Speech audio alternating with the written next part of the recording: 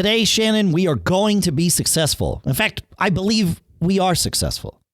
We are, and we're going to share some tips on how we've been able to define success in ways that really impacts our lives, and give you some tips on ways that can impact yours. Yeah, we will share our definitions of success, but as you'll find out through the show, our definitions don't necessarily need to be yours. In fact, yours need to be your own. You might share some with us, of course. And very interestingly, maybe this is why we've been compatible as business partners and friends for so long, but we each share the same number one thing on our definition of success list. I laugh when you say that, but it's very relevant. It's so true.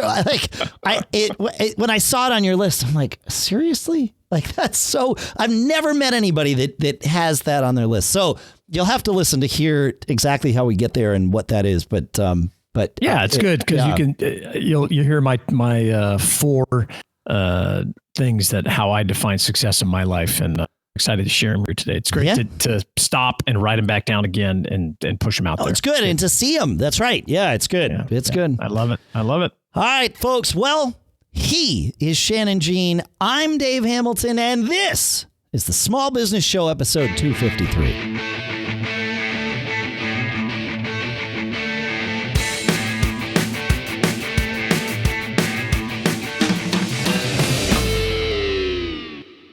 All right, Dave. This week, we're going to talk about how to define success, and I'm going to tell you how to do it. Okay. You're going to, well, no. I think first of all, I could use all the help that I can get. So that sounds great. But I think if we decide that we are going to be successful at defining success, that's a good way to get started. Yeah, it is. And it's part of our, this concept we discuss a lot about creating your own reality. So we're going to, we know we're already going to be successful from the get-go. It's inevitable, right? It's inevitable as long as our internet connections work and we're able to make this podcast happen. Sometimes there are external factors. But that's one of my favorite success tools is bullheaded persistence.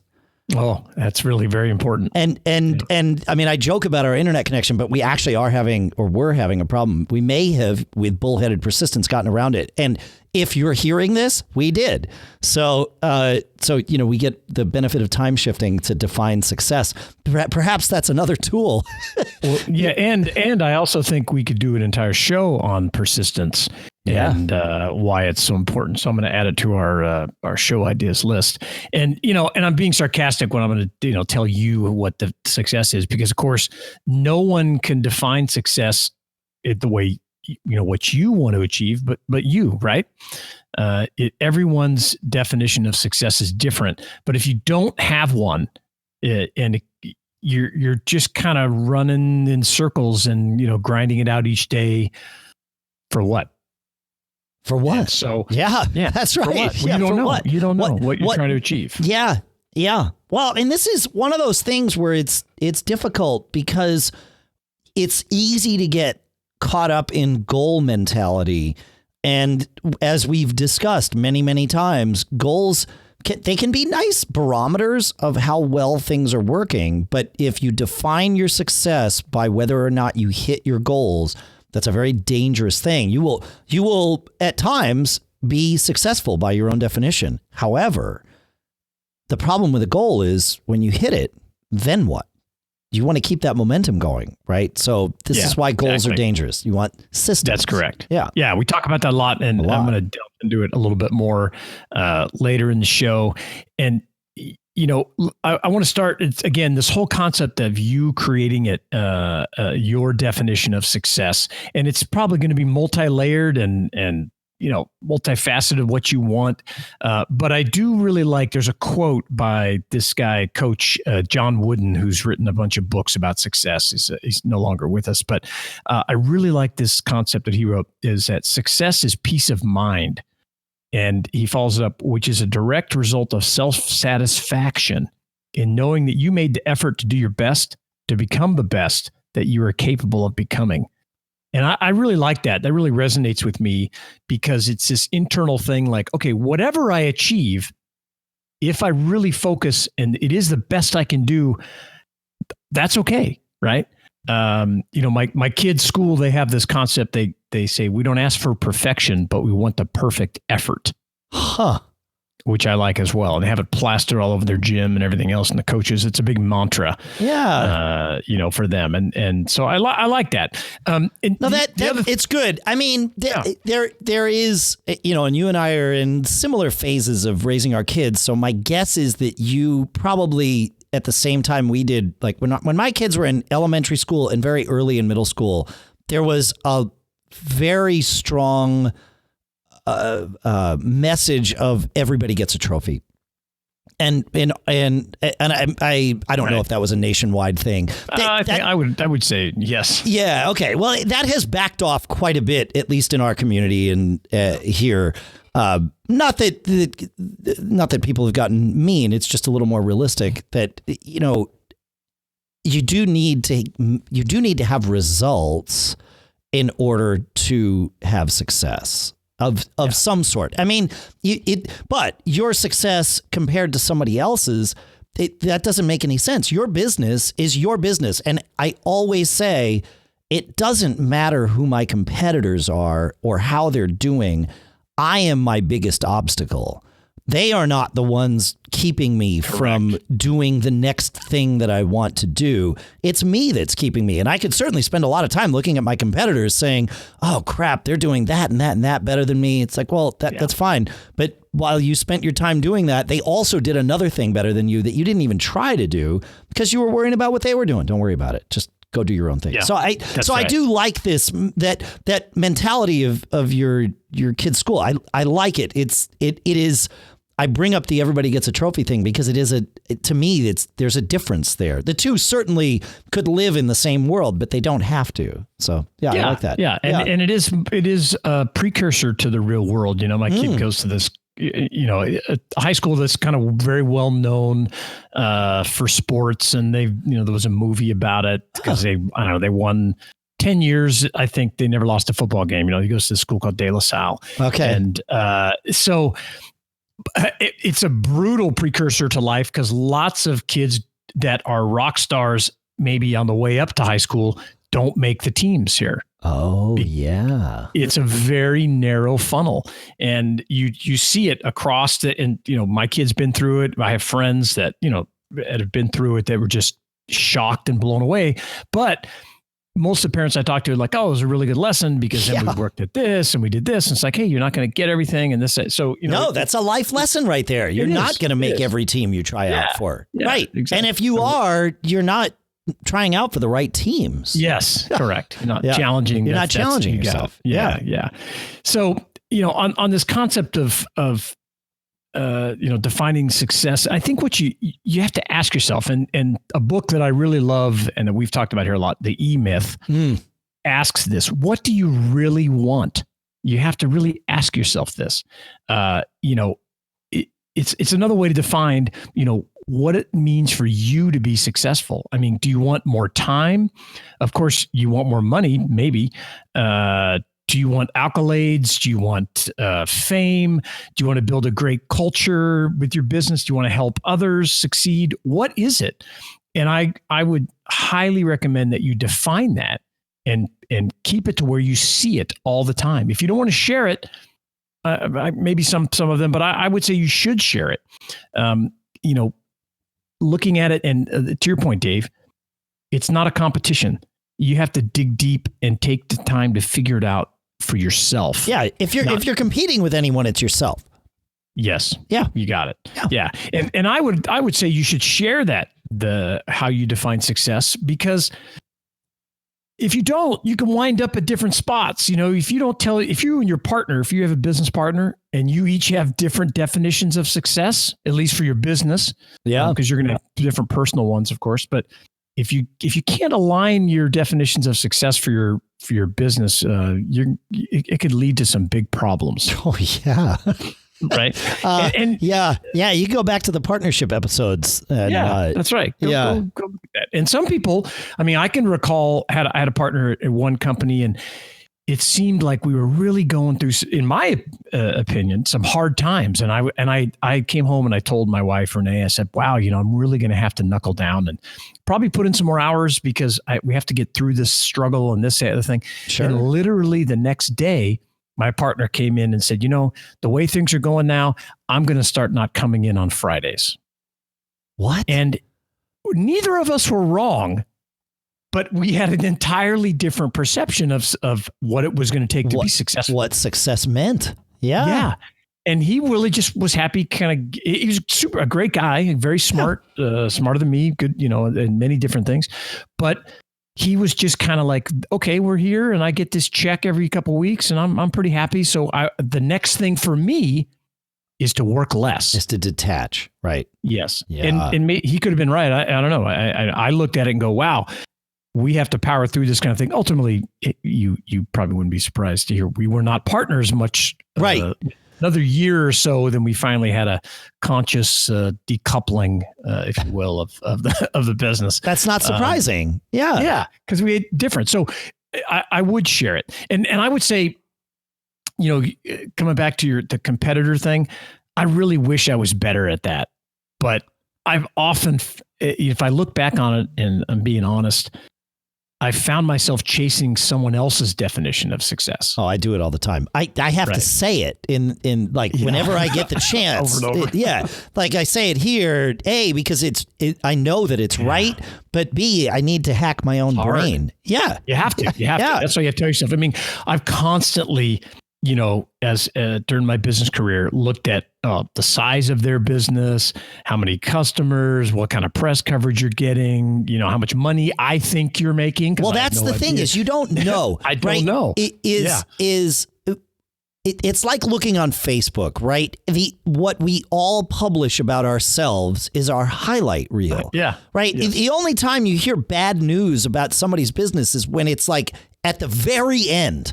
Like, there's all kinds of problems that are hidden beneath the surface. They're hidden. And then suddenly it all comes crashing down and you see that for, like 2 weeks before and then it's just over. You're like, what? You have no, and you're like, how did that happen? It's like, well, because you didn't actually know what was going on. You didn't know. No one knows. You don't. Well, they do. Hopefully they do. Right. But yeah, that's the trick is don't worry about them because you don't have the whole picture. Even if you did, it's probably not going to be as valuable as just ignoring them. But it's different. And you find yourself blindly competing without purpose. I like this blindly competing. It's one thing if you and I were to stand next to each other on a racetrack, and run, right? I know exactly where you are in relation to me. Like one of us is going to make it to the finish line first. I don't know what's going through your head, mind you. Yes. I assume, but I'm probably wrong. But like, that's not blind competition. You can see it. Oh, I need to run faster because this guy's going to kick it right at the end. Yeah, and exactly. So you know what you're up against. But if you and I are running businesses and we're not talking like this every week, or heck, maybe even if we are, and we start, I start comparing myself to you. It's like, well, okay, he has more customers than me, but what are his costs like? Is he managing those well? Am I doing better at running my business than I don't know. What I do know is, am I doing better at running my business today than I was 6 months ago or a year ago? And that's the thing to think about. But I like that blind competition. Avoid blind competition. Yeah, man. Yeah, that's good. Yeah. I like it. That's cool. That's great. I like it. You know what else I like? I like being efficient and I like being accurate, right? Like, and these are two things that don't always go together, but with our sponsor, TextExpander at textexpander.com/podcast, I can be both efficient and accurate because what TextExpander lets me do is take all of these things that I type over and over again, right? Customer service responses, sales inquiry replies, all of those things that you just wind up using all the time. In fact, even things like your phone number, I find are really handy to put here into TextExpander because what I can do is anytime I need to enter any of those things, be it my phone number or any of these various replies or responses, or maybe a how-to. I have my directions to my house because it's weird in my neighborhood. It's stored. It has a picture in there. I don't have to go to the previous email when I sent that out 6 months ago to somebody. I have it in TextExpander. I invoke it and boom, it's all right there. And I don't have to read it because I've already read it. And when I put it into TextExpander, I knew it was right. So accuracy and efficiency happening simultaneously. And like I said, you do the same thing with your phone number. I do it with my email address so that when I'm having to fill out web forms or whatever and sign up for things, I'm not going to fat finger my email address because I'm using TextExpander as a shortcut to do it. And you can share these with all the people on your team with TextExpander for Teams. So you got to go check this out. Go to textexpander.com/podcast, where you can get 20% off your first year of TextExpander. And our thanks to TextExpander and the folks at Smile for sponsoring this episode. All right, what's next on this, Shannon? Yeah, those guys are awesome. I know. Yeah, they really. Every time I say that, but it's really true. It's true. Yeah, it's great, man. Yeah. And we've had Greg on the show here, and it's a great story, and it's just a great product. Agreed. Really cool. Agreed. It is one of those things that if for some reason I've accidentally quit TextExpander on my computer, I know it within certainly within an hour, if not sooner. It's like, wait, why isn't my keyboard working anymore? Well, my keyboard works fine. It's just that it doesn't have TextExpander connected to it. So I relaunch the app or whatever, and then things are fine. Yeah. Yeah. So jump back into this, blindly competing without purpose. It's an easy trap to fall into. I've done it myself. You have to constantly remind, at least I do, and Dave, sounds like you do as well, reminding yourself of what's important to you.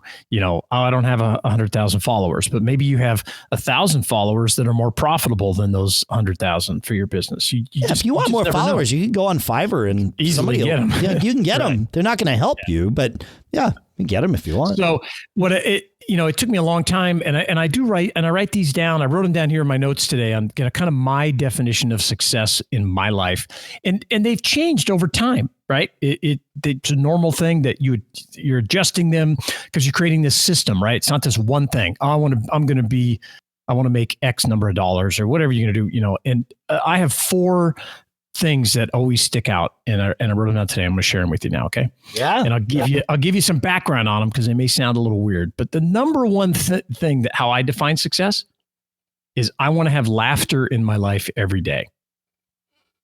And this is amazing to me. I want to hear your story here, but I will. When I was in college, I told myself my goal for my life was to wake up laughing every day. If I could wake up laughing, things were good. That's the point. Yeah. Right. Laughter is an indicator. Right. It's a system. It's a byproduct of a working system, not a goal. That's really interesting. Yeah. Yeah. Now I can't say I wake up that way every day. No, it's hard. That's hard. It's hard. I'm not a morning person, and I force myself to get up and go attack the day, if you will. But if you can laugh each day, there's something going right. Yeah. There's always things that don't go right with all of us. Of course. But all that kind of stuff. But that one is really important to me. The second thing is I want to be relied upon. And what I mean is that in a broader sense, I guess, is I want to have an impact on people's life. And whether it's my kids, my wife, my employees, my partners, my co-host, I want to be relied upon. I'm reliable. And you ask me to do something, even if you don't ask me, I'm going to do it. You're going to get it done. And I'm going to get it done. And I'm a reliable guy, and it has made all the difference. And that's how I define success. People think I'm reliable. I like that one. Yeah, that's good. That's good. Yep. And then the other two, I want to be continuously learning. I'm just, I love it. Flood the data into me, always reading. We talk about books all the time. I always comment how I learn the most on this show. We have all these guests. I learned from you, Dave, that you're creating a system of keeping your brain working, all this new stuff and new people that I get to learn just on this show. It's incredible. And it is definitely one of the ways I define success for me. And then the last one, which, maybe I don't. There are no necessarily order, but I want to have financial independence. Well, that helps with the laughter every day. It does. But I would say, and I've said this before many times, I have felt rich my whole life. Even when I was broke, even when I owed millions of dollars, I've always felt the rich.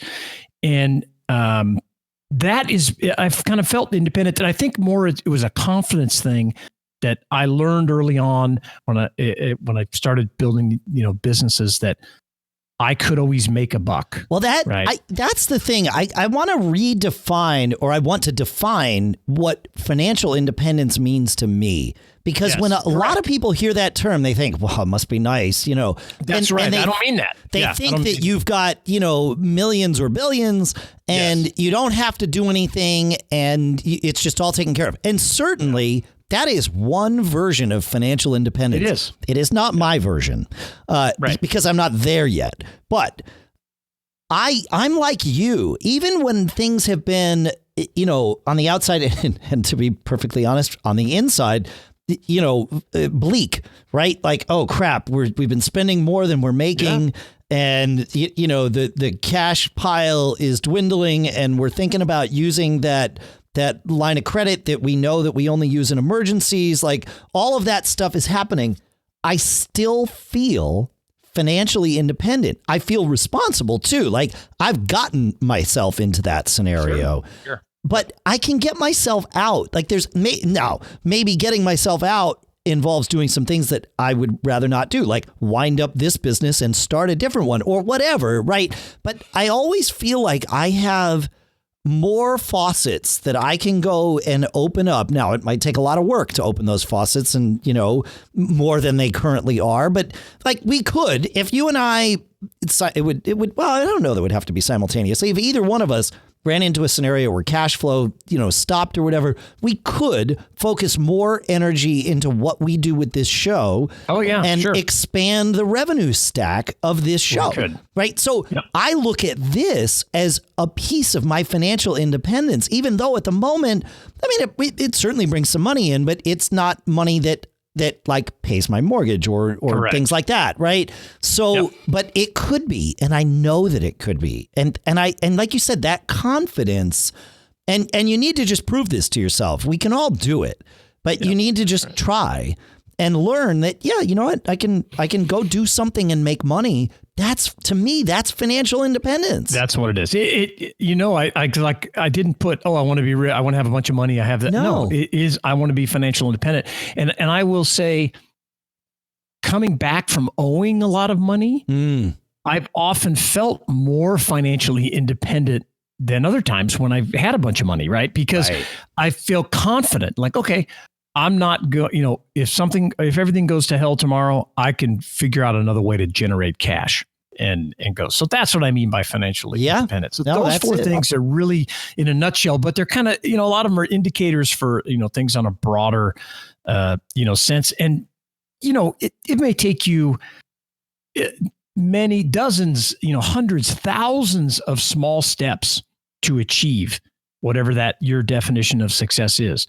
But without the definition, it's going to be much harder to create a system to get you where you want to be. And you can miss out. I think it can kind of sometimes pass you by.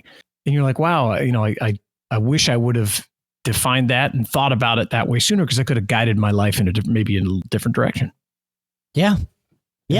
No, right. I mean, you're constantly learning, but it's fascinating. It's good. Yeah. So that's kind of my take on this concept, but I do want to dive in a little deeper into the systems versus goals and how it relates, because I think it is related to this definition of success. So I want to use a couple of examples. Like, again, it related to money. Okay, I want to generate, or I want to make $100,000 a year. That's a goal. Right? That is a goal. It's a goal. Yeah. But, a better way to phrase it and to create a system, I want to continually improve my skills to see my income steadily increase, right?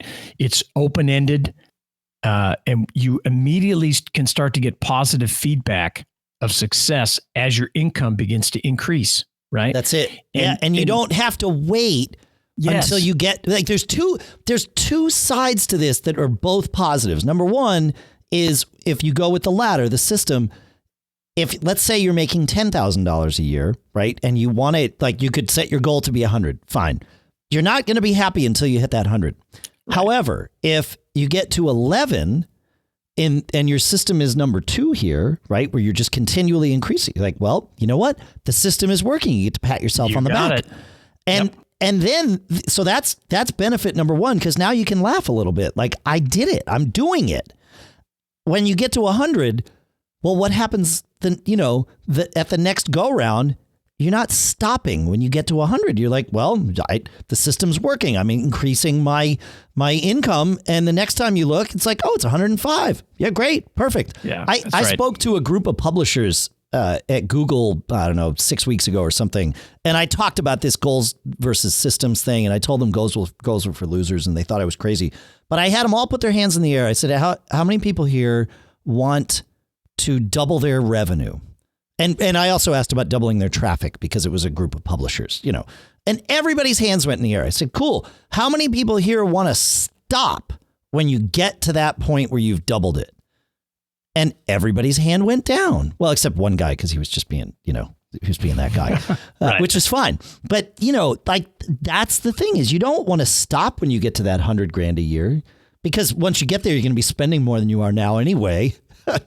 Yeah. And it's an artificial stopping point. And it's also why give yourself the artificial stopping point of a goal? That's the key. Yep. You got it. And it's you are setting yourself up for failure. Are you going to be a failure if you made 90 grand?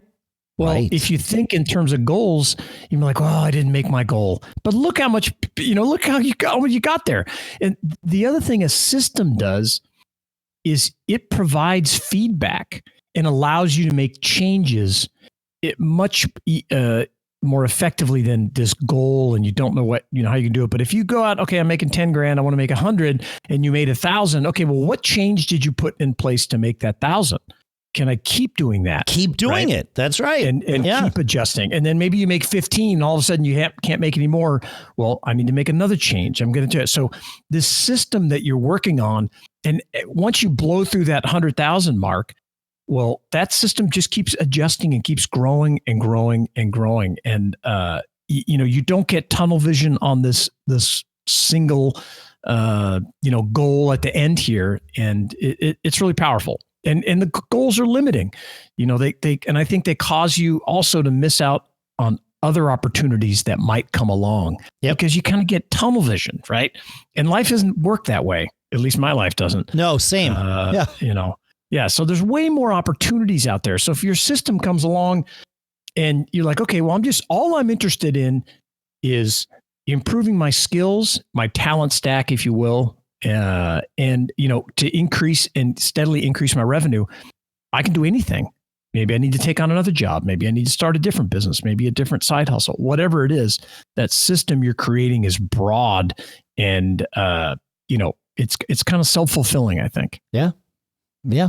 And I also want to call out, as mentioned, Scott Adams, where I think a lot of this originated in his book, and we'll link it back to in the show notes. That Scott, he didn't come up with the original concept, I don't think, but he really refined it, I think, in a powerful way that we rely on. We talk about here all the time. One last example that I'll leave you with that really impacted me dramatically is I've wanted to write a book for a long time. And I wanted to talk about my success in social commerce. And you've heard me talk about on the show, this experiment that I started a few years ago. But it just seemed like such a daunting task, right? This goal way out there. I got to have this big book. And I had to stop myself and reprogram, my brain. It's like, okay, well, I created a system to first become a better writer. And I began by writing an article each week.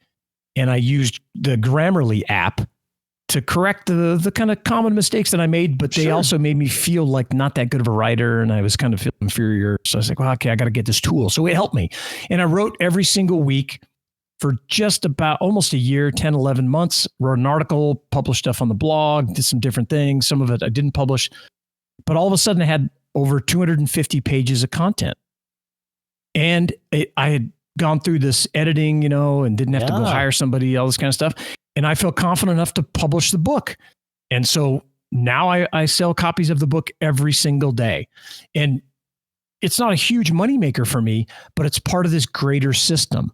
I want to write another book. And now it contributes to your version, your definition of financial independence. You got it. That if you needed to, now you have this experience. I don't even want to say you have this skill, although that's one way to look at it.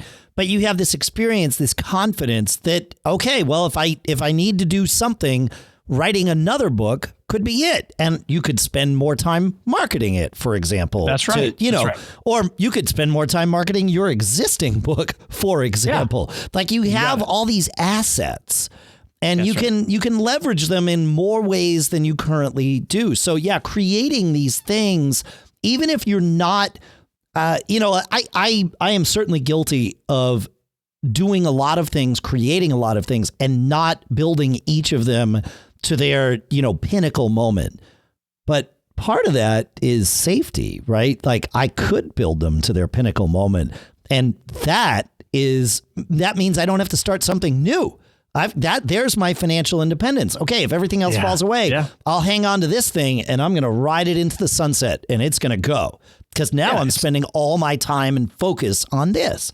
So, And it all adds to your revenue stack, right? It does. Well, yes, it adds to your revenue stack in the process. That's right. Yeah, in the process. So it's great. And, part of the system of success we try to create here is to help each other, help small businesses. I get help from Dave. We give each other feedback. And, we would love to get some feedback from you. Love to get a review of the Small Business Show podcast. And there's an easy way to do it. If you're on a Mac, at least launch the new podcast app.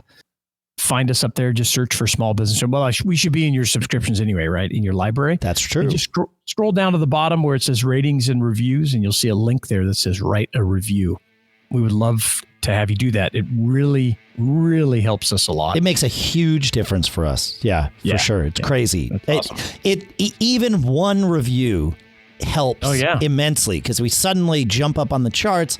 Now more people listen. That helps. Right. Yeah. But you're all business owners out there, right? Or aspiring small business owners. And you know how important your reviews are, whether it's on Yelp or something like that. It's the same with us. We'd love to have some feedback, and we appreciate you taking about 30 seconds or so and leave us a review and give us some good feedback. We'd love it. We'd love it. We truly would. Yep. And if you don't have the Apple Podcast app because you're not on a Mac or you're on the older version or whatever, businessshow.co/reviews will get you there. We'll put a link in the show notes at businessshow.co as well. I guess that's all we got today, Shannon. Were we successful? I think we were. I think so. You know why it was successful is we did what we do and we got to the end of the show. Here we are. That's right. Yeah. I'm ready to go. I feel energized, which is always great after the show. Yeah. And I appreciate you hanging out and talking today. Thanks so much, folks. Thank you, Shannon. And we'll see you next week. Keep living that charmed life, folks. Visit TextExpander.com/podcast as well. Check them out.